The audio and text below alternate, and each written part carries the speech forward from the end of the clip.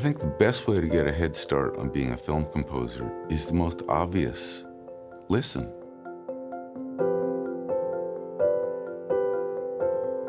Start listening to film music.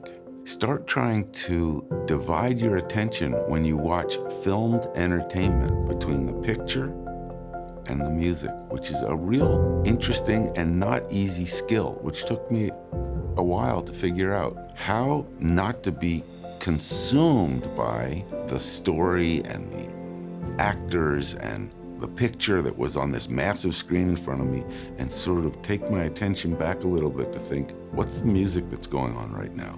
That's not an easy skill to learn, and really takes the experience of the very next time you turn on Netflix, the very next time you pay your, how much is a movie now? $420 to go, and I think that's without popcorn. Next time you go to a movie, try a couple times during the movie to remember you're not just what's gonna happen next. What is the composer doing right now to tell me the story of the character? I call it critical listening. That, for a young, aspiring or perspiring composer, is something that you'll find really, really helps. I didn't know that when I first started in film music. I really found myself at the end of most movies going, ooh, I'm not even sure I remember what the music was.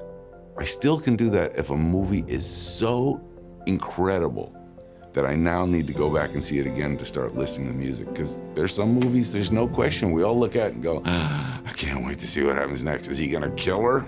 And you forget that underneath all that is a kind of chicka, chicka, chicka, chicka, chicka, chicka, chicka, chicka. Wow, it's just rhythm. It's just solo violin. It's electronics. It's something that's creating the story musically. So I'd say for a young composer, first of all, listen.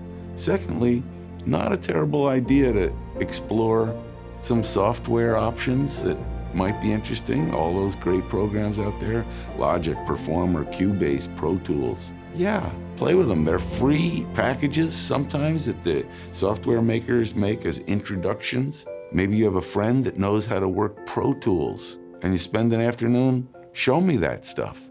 It's not terrible to start knowing that. And then, of course, the most important thing, which I regret I didn't know, learn about the way things used to be done in film music, which means the way that musicians, remember them, play together.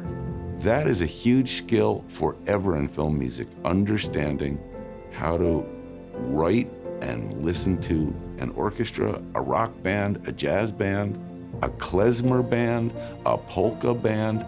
All of those things start to become great tools when someone says, we have a scene in this movie that's kind of polka music. If you're the person in the room that can raise their hand and say, I've listened to some, I know a little bit about that, you go to the head of the class. So film music is every kind of music. People say, I think it's an orchestra, isn't it? It's every kind of music. And the film composer needs to be comfortable with lots of different ways of expressing the musical language of the film. So it all comes down to the same thing, though. Listen, just listen.